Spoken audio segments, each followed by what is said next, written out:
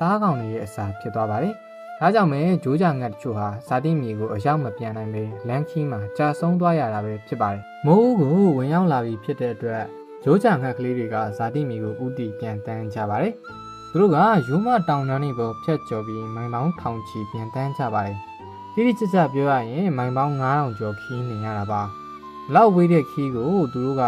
အချိန်2လယူပြီးဇက်တိုက်ပြန်တန်းကြပါတယ်။ဒီခီးစဉ်ဟာရိုးရိုးခီးစဉ်တစ်ခုတော့မဟုတ်ပါဘူး။သူတို့ဟာအမြင့်ပေ2600အထိပြန်တန်းကြပါတယ်။ညနေအောင်ပြောရမယ်ဆိုရင်ဒီအမြင့်ကအောက်ဆီဂျင်နည်းပါးလွန်းလို့လူသားတွေအတွက်ဆိုရင်တည်ဆင်နိုင်တဲ့အထိကိုအန္တရာယ်ရှိပါတယ်။လေကလည်းအရန်ကိုပြင်းပြင်းထန်ထန်တိုက်ခိုက်နေတာကြောင့်ဂျိုးကြတစ်ကောင်နဲ့အင်အားနဲ့ပြန်တန်းလို့မရပါဘူး။ဒီနေရာမှာပဲဂျိုးကြငှက်တွေကသူတို့ရဲ့စီလုံးမှုကိုတုံးချပါတော့တယ်။သူတို့ကအုပ်စုလိုက်ဘီပုံစံနဲ့တန်းစီပြန်တန်းကြပါတယ်။ဒီလိုပြန်တန်းတာကလေတိုက်ခိုက်မှုကိုရှော့ချပြီးအုပ်စုလိုက်အနေနဲ့စွမ်းအင်ချွေတာရရောက်ပါတယ်။ဒီလိုဘီပုံစံပြန်တန်းမှုကိုခေါင်းဆောင်ဂျိုးကြငှက်ကတာဝန်ယူပါတယ်။နောက်ငှက်တွေကဥဆောင်မှုနောက်ကိုလိုက်ပြီးပြန်တန်းကြပါတယ်။ပြန်တန်းနေရင်းနဲ့ခေါင်းဆောင်ငှက်ကပင်ပန်းလာရင်တော့နောက်ထပ်ဂျိုးကြငှက်တစ်ကောင်ကခေါင်းဆောင်နေရာကိုဝင်ယူပြီးဥဆောင်ပြန်တန်းပြန်ပါတယ်။ဒါဟာတဘာဝရဲ့အကောင်းဆုံးနည်းစနစ်တစ်ခုပါပဲ။ဒါပေမဲ့ဒီခီးမှာဂျိုးကြငှက်အားလုံးကဇာတိမြေစီကိုအောင်မြင်စွာပြန်ရောက်ဖို့မတိချပါဘူး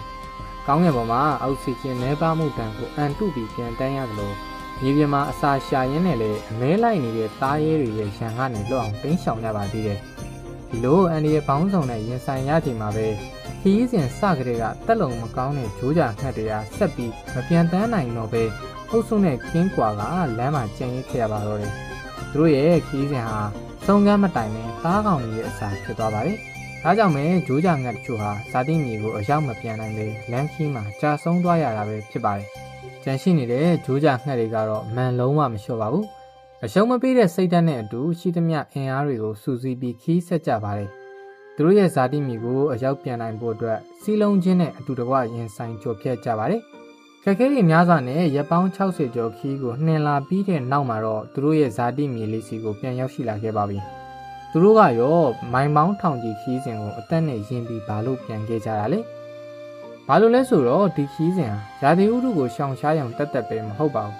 ။ဒါဟာမျိုးဆက်တစ်တွေရဲ့အနာဂတ်အတွက်ကောင်းမွန်စွာရှင်သန်နိုင်ရေးကိုလမ်းကြောင်းပေးနိုင်ဖို့အတွက်မဖြစ်မနေနှင်ရတဲ့ခီးစဉ်တစ်ခုဖြစ်နေတာပါ။သူတို့ရဲ့မွေးဖွားရာဇာတိမြေမြောက်ဖက်ပိုင်းက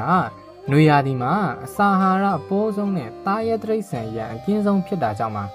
ဂျိုးကြလေးတွေကိုလည်းဘေးကင်းစွာမွေးဖွားနိုင်ပြီးကြီးပြင်းစေဖို့အတွက်အကောင်းဆုံးနေရာဖြစ်ပါတယ်။ဒါကြောင့်ပဲဂျိုးကြငှက်ကလေးတွေဟာသူတို့ရဲ့ဇွဲလုံလစီလုံးမှုနဲ့ဥဆောင်မှုတွေကိုအသုံးပြုပြီးရိုးမတောင်တန်းကြီးတွေပေါ်ကနေဖြတ်တန်းကမျိုးဆက်တစ်တွေအတွက်အသက်လန်းခီးကိုဖောက်ပေးနေကြခြင်းဖြစ်ပါတယ်။ဒီဗီဒီယိုလေးကိုကြိုက်နှစ်သက်တယ်ဆိုရင် like and follow လေးလုပ်ပေးသွားခဲ့ကြပါဦးခင်ဗျာ။အစားကလို့အကြောင်းအရာတွေကိုသိကျင်သေးလဲဆိုတာ comment မှာရေးပေးသွားခဲ့လို့ရပါတယ်။